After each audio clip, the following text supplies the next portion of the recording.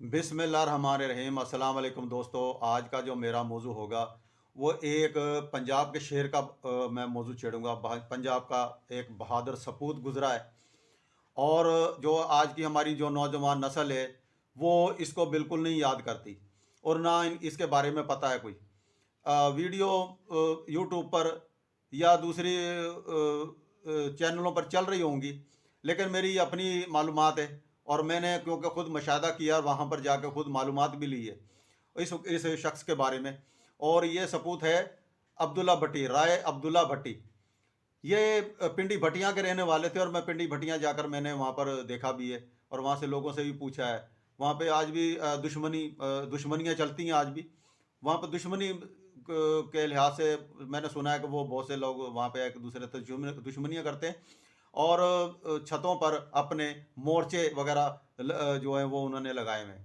यानी एक दूसरे के साथ वो दुश्मनी अल्लाह जाने किस चीज़ की दुश्मनी है, ये तो नहीं मुझे पता लगा, लेकिन पता लगा था कि यहाँ पे एक दूसरे के दुश्मन बने हुए हैं। तो पिंडी भटियाँ का कोई इलाका कोई अच्छा इलाका नहीं है, लेकिन यहाँ पर जो अब्दुल्ला भट्टी था ये यहाँ पे गुजरा है और इसने अकबर बादशाह को नथ डाल दी थी।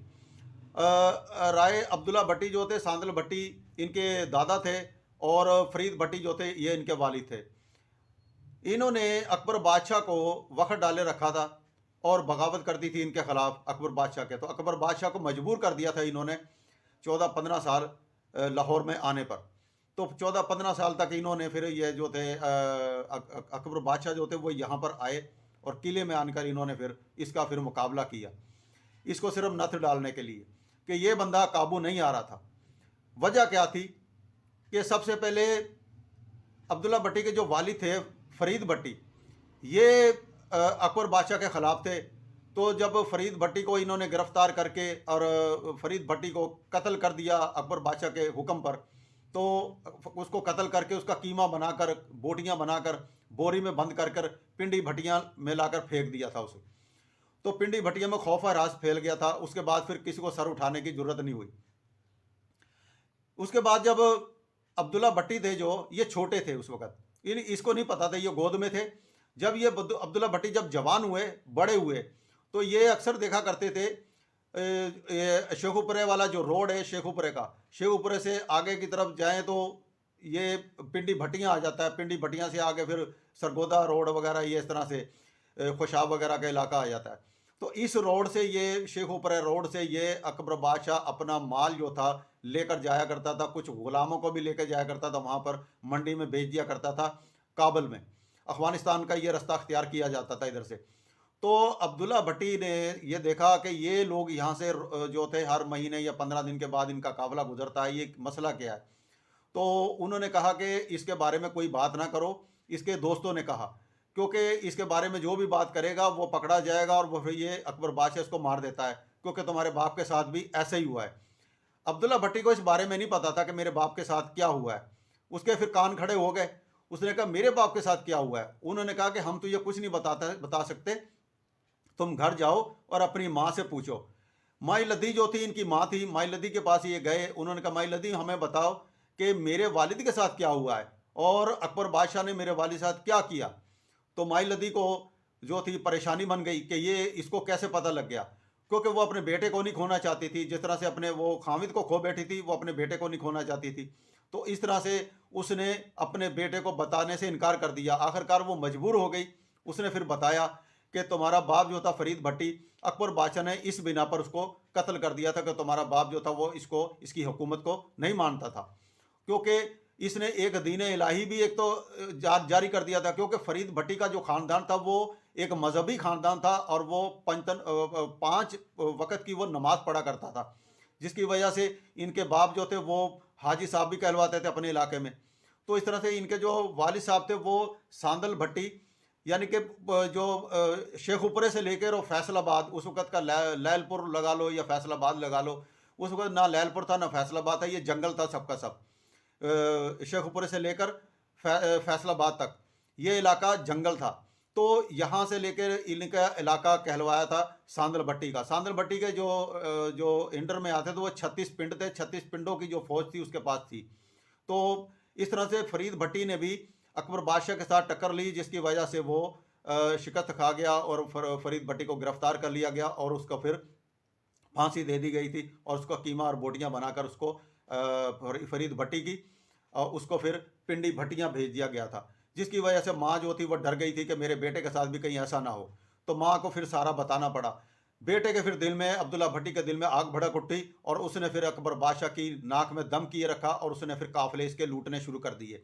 जो भी काफिला इधर से गुजरता था वो इसके माल असबाब लूट कर गरीबों में बांट दिया करता था, वो माल असबाब इसका जो था, क्योंकि 36 पिंडों की फौज कोई थोड़ी नहीं होती कि वो भी उसके उसके पास भी फौज थी।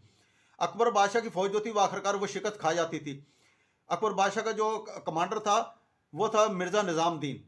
इसका अक्सर वो मिर्ज़ा निज़ाम जो थी दीन था वो इसको समझाने की कोशिश भी करता था कि देखो तुम ऐसा ना करो, तुम्हारे बाप के साथ भी ऐसा हुआ था, मैं नहीं चाहता कि तुम बहादुर हो एक, और मैं नहीं चाहता कि तुम्हें अकबर बादशाह ज़ाया कर दे, तो तुम बादशाह की अतायत कबूल कर लो तो मैं तुम्हें बचा लूँगा और तुम उसकी फ़ौज में कोई कमांडर ले लो, कोई ओहदा ले लो, तो अकबर बादशाह को मैं समझा लूँगा। लेकिन वो नहीं मान रहा था। आखिरकार एक जगह पर उसको शिकस्त भी हुई, निज़ामुद्दीन को कई जगहों पे शिकस्त भी उसने दी, लेकिन फिर आखिरकार अकबर बादशाह के जब यहाँ पे आने से 15 साल को के उसने जब यहाँ पे गुजारे तो फिर वो ज़ाहिर है कि आखिरकार अब्दुल्ला भट्टी ने हथियार फेंके और उसने कहा कि ठीक है, मुझे अगर अकबर बादशाह कुछ ना कहे तो मैं फिर मिलने के लिए तैयार हूँ। तो इस तरह से फिर वो अकबर बादशाह के दरबार में जाने के लिए तैयार होगा, लेकिन उसने फिर मिर्ज़ा निज़ामुद्दीन ने एक शर्त रखी कि अकबर बादशाह जिस वक्त एतायत करवाता है किसी की तो वो उसकी पग और उसको सजदा करवाता है, पग जो है वो अपने कदमों के उसके कदमों के नीचे रखना पड़ेगा तुम्हें। तो इस तरह फिर अब्दुल्ला भट्टी नहीं माना, उसने कहा कि ये मैं काम नहीं करूँगा, मेरा सर झुकेगा तो खुदा के आगे झुकेगा, मैं अकबर बादशाह के आगे क्यों झुकूँ मैं। तो इस तरह से उस तरह से फिर उसने फिर जाके अकबर बादशाह को बताया कि देखो अकबर बादशाह बहादुर बंदा है, वो हमारी फ़ौज का एक कमांडर भी बन सकता है, फ़ौज में शामिल भी हो सकता है। तो इस तरह से तुम ऐसे करो कि मैं उसको सर झुकवा दूंगा उसका, लेकिन वो सजदा नहीं करेगा तुम्हारे तख्त में आन के। उसने कहा कि चलो ठीक है, जिस तरह से तुम चाहो ऐसे ही कर लो। फिर उसने फिर एक छोटा दरवाज़ा बनाया, तो उसने सोचा मिर्ज़ा निज़ामुद्दीन के ये छोटे दरवाजे से अपना सर घुसेड़ेगा या डालेगा तो उसमें से गुजरेगा तो मैं कह दूंगा कहते उसने अतायत कर ली और वो सर भी उसने झुका दिया। अब्दुल्ला भट्टी समझ गया था कि ये मेरे साथ क्या करना चाहता है मिर्ज़ा निज़ाम, तो उसने उस दरवाजे में से सर डालने के बजाय उसने सबसे पहले पैरों को दाखिल किया और फिर सर को दाखिल किया। अकबर बादशाह जो था ये मंजर देख रहा था, अकबर बादशाह को इस पर तैश आ गया और बहुत ज़्यादा वो गुस्से में आया। जो उसके खुशामदी थे, जो हिंदू वगैरह ये साइडों में खड़े हुए थे, वो सारे कहका लगाकर हंसने लग पड़े। उन्होंने कहा कि अकबर बादशाह तुम तो इसको झुकाना चाहते थे, तो इसने तो तुम्हें जलील कर दिया था, इसने पाँव अंदर दाखिल किए, उसने तुम्हें पहले पाँव दिखाएं। इस तरह से अकबर बादशाह ने कहा कि इसको गिरफ्तार कर लिया जाए। तो उसी वक्त जो था अब्दुल्ला भट्टी को गिरफ्तार कर लिया गया और गिरफ्तार करके उसको घोड़ा मंडी दिल्ली दरवाजे में उसको फांसी दे दी गई। ये वाकया तकरीबन कोई 1599 26 मार्च का है जिस वक्त इसको फांसी दी गई। वो बताया ये भी जाता है कि इसकी लाश जो थी तकरीबन 8 दिन तक जो थी दिल्ली दरवाजे तक में लटकी रही थी, किसी को जरूरत नहीं थी कि इसकी लाश को उतारा जाए।